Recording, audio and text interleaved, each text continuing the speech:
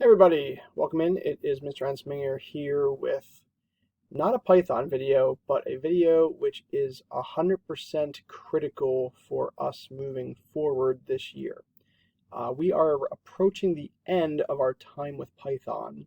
There's still plenty more to learn about it, but that is for another time. We are going to be starting a second computer programming language, and that would be Visual Basic. Visual Basic, if you remember from back when we learned different computer languages, is a Microsoft programming language. Visual Basic is included with the program software package Visual Studio. At the beginning of the year, we asked you to please download Visual Studio 2019. It is a free download. If you haven't downloaded it yet, you need to stop this video. You need to look at the instructions from the beginning of the year and download it. It is free download. It is from Microsoft's website. If you're getting this on your parents' computer, please make sure that you talk to them about it first. It is a big installation. You need a decent amount of room to get this to download. And again, please follow the instructions provided in the materials we gave you at the beginning of the year. If you have a CV laptop, we asked you, again, this should already be done, we asked you to have the IT staff at CV install this for you on your CV laptop. If you haven't gotten that done, you need to do that basically right now. You need to stop this video and you need to ask them to install it ASAP. And I mean by ASAP, like yesterday. All right, for those of you that have it, congratulations. Thanks for listening and paying attention and doing what you're supposed to do. So on my screen right here, I have open Visual Studio 2019.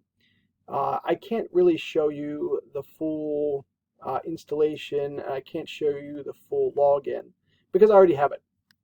But once you install it, the first time you open it, it's going to ask you to create a Microsoft account. If you haven't done that yet, please do so. Use your school email. Your school email is a Microsoft login. Once you have done that, that's really the last time you need to log in. It'll ask you to make an account. You log in with your CV email, the 21, 22, 23, whatever it is.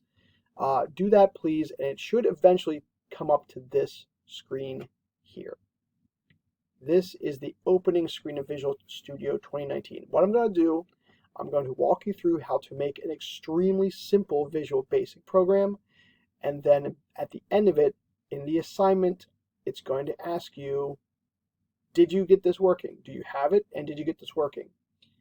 By the end of this week, I expect that you have it and can open it like I'm about to show you. If you answer that, yes, I did, but you actually don't, you will get no more help from me. This is on you. This is your responsibility. You have all week to do this. As I said, it is critical that we do this. So let us begin. So once you get to this screen, eventually, when we do projects, your most recent projects will be on the left side here. So this is like a open recently thing. On the right side, when you want to open up an old project that's not listed here, you can go to Open Project. But for most of the things that we'll do, they're going to be from scratch. Just like when we open up IDLE and you say, File New, well, create new project. But it's at this point which it's super critical that you see what you're supposed to open. Because I am your lovely computer science teacher, I have multiple project templates. Visual Studio is software that includes many different languages, not just the one we're doing, not just Visual Basic. It includes many of them, C++, C#, and so on. We, in the first year class, are only going to do Visual Basic.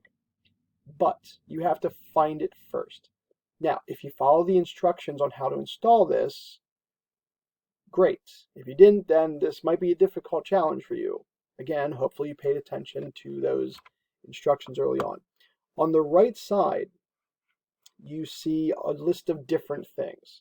Now, how did I get this particular? Well, you might see in the drop box here, I have selected Visual Basic.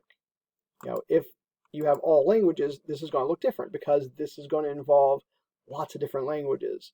If you scroll up and down here, there's so many different projects you can make. That's too overwhelming. Instead, you're going to click on that first drop down, go to Visual Basic, and in here you want to find where it says a Windows Form app, as in application, with .NET Framework. This is the exclusive project we're going to be doing every single time we do Visual Basic. If you choose anything else, what I'm about to show you will not work. What you're going to do in class will not work. So make certain it says Windows Form app. Now, if it doesn't have this in here, then you installed Visual Basic improperly. Again, go back and look to see the instructions that I provided back in the beginning of the year that you should have already followed. From here, I'm just going to click Next. And it's going to bring you to this screen. Project name, location. There may or may not be the box checked. We'll talk about that in a second. And from here, what are we going to do? So project name. Visual Basic wants us to name our project first, ahead of time, unlike in idle in Python where you make it and then save it and then it asks you. So I'm just going to call this something like my first project. Location. This is crucial. If you don't want your project to be buried under 15,000 different subfolders, and you don't, my advice would be put on the desktop. The other thing, if you're using a CV laptop, you might not be able to run your program if you don't put it on the desktop. So click on the three dots, and you're going to go wherever, quick access, this PC, however you need to find it, desktop, or you can go to this PC, desktop. Go and save it on the desktop. Select that folder. My advice would be, if this is not checked, to check it, because what it does is it puts what's called your solution, your project, in the same directory. In layman's terms, it puts everything in the same place. Don't change this down here. If it doesn't look like 4.72, that's fine. Just don't change it. So you should have your project name, desktop, solution. Create. And after a couple seconds, hopefully a couple seconds,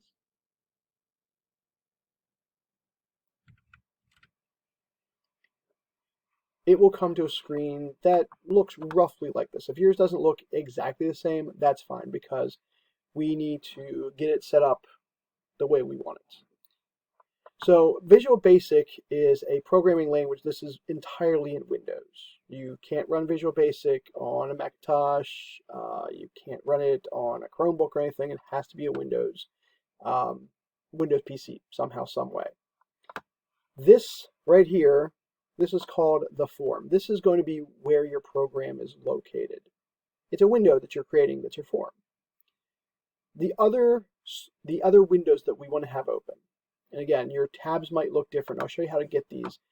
We want, in the top left corner, a toolbox. And then in each of these windows, there's a tiny little push pin. Click the push pin to lock it into place. So your toolbox you want on the left side. Now, let's say for whatever reason the toolbox is not there. Like, let's say you don't have that tab. Go to View. You always go to View.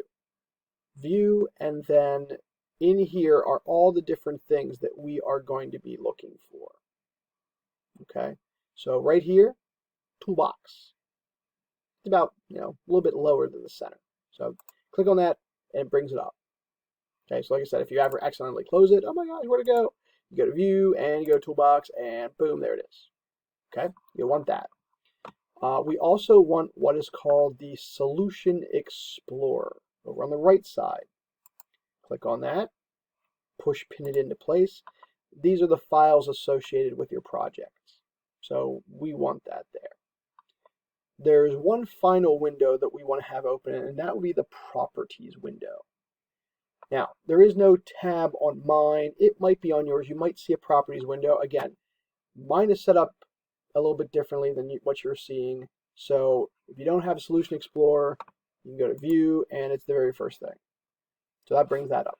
But like I said, the other window you want, if it's not there, is the Properties window. You go to View, you go down near the bottom where it says Properties window, put that, and then lock that into place. And the other thing about these windows is that they are what we call dockable. Now, when you do this, don't tear it all apart.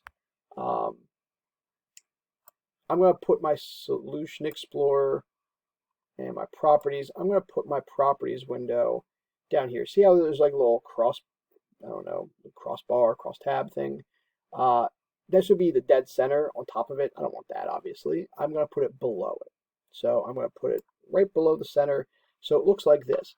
Now, does it have to look like this? No, but like this is my recommended setup. You have your tools on the left, you have your Solution Explorer on the right, you have your properties over here as well. If you get somewhere that you shouldn't be when you do this, and it's very easy, just please don't click on anything until I tell you. It's very easy to get lost in this compared to Python, but pay attention to whether you're double clicking or single clicking. So for example, I want to select the form, which means I single click on it. When I single click on it, notice that my properties window changed over here. My properties window now has a whole bunch of different adjectives, like if I go to the top here, I have accept button, accessible description.